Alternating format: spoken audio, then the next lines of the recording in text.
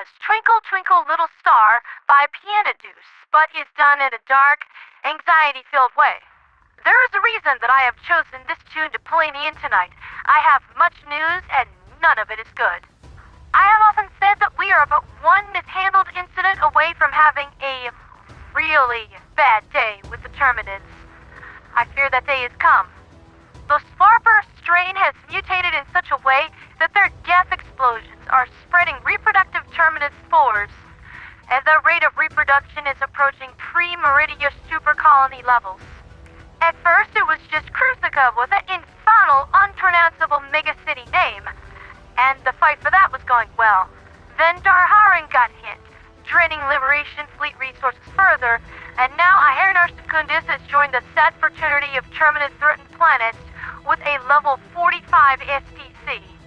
To make matters worse, massive concentrations of spore burst strain Terminids have been detected on Darius 2, Fact Bay, Pandion-XXIV, and Gacrux, with spikes in gloom activity detected on Oshulene and Zagon Prime. The expectation is that within 24 hours, every single planet within the TQZ folder, including Fenrir 3, Errant Prime, Achernar 4, Turing, Gacrux, and Crimsica 9 will be under siege by the insectoid nemesis.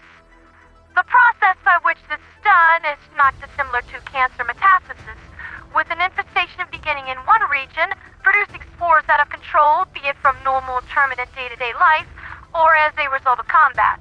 And then, once a critical mass has been achieved, a sporeful event is directed onto a neighboring planet. Compared to the predator strain, the spore burst was always kind of seen as a joke. Well, they're not funny anymore, and this disease is going to try to choke the life out of humanity. The bad news doesn't end there. The Ministry of Truth doesn't want me talking about this, but if they could have shut me down, they would have done it a long time ago. Out of its 160 billion citizens, the battle for Super Earth claims the lives of anywhere between 100 to 130 billion people. This is a catastrophic loss for war readiness, scientific research, and material logistics. To the point that Super Earth itself is on the verge of absolute economic collapse, and is operating at 15 to 20% capacity versus pre-war levels. Those rumors floating around the fleet that Super Earth is running out of money, they're all true, all of them. Why do you think that most of the things in the recent war bond have the capacity to kill you if you push them too hard? Be it the warp pack or that cool new laser turret. Those aren't design flaws. The Ministry of Science is giving you the best they have left, throwing whatever against the wall and praying to Lady Liberty that it sticks. That is probably why General Sirius of the Ministry of Defense opted to activate Project Apotheosis. For some time now, the ministries under his command have noticed that the Hell Evercore is becoming worse than traitors and rebels. They're becoming independent. Splinter cells are breaking away from the main Liberation fleet almost every day, setting up small pocket realms like the Prussian Kingdom of Alabac, larger coalitions like the Independence Concord, or just seem content to stake a claim in space and do their own thing, like the 95th Roughnecks on Klengath 2, or the Ursine Corps on Crimsica 9. And nothing is worse for the ministries of Super Earth than a loss of control, because otherwise, what do we need them for? I have often said that the greatest scam ever run on our species is those who plant their butts on the throne somehow convinced us all that the throne is necessary.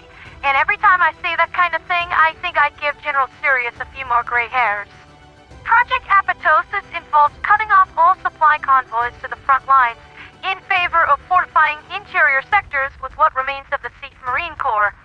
Judging from the intercepted transmissions that I've been listening to, Sirius figures that this will kill two birds with one stone.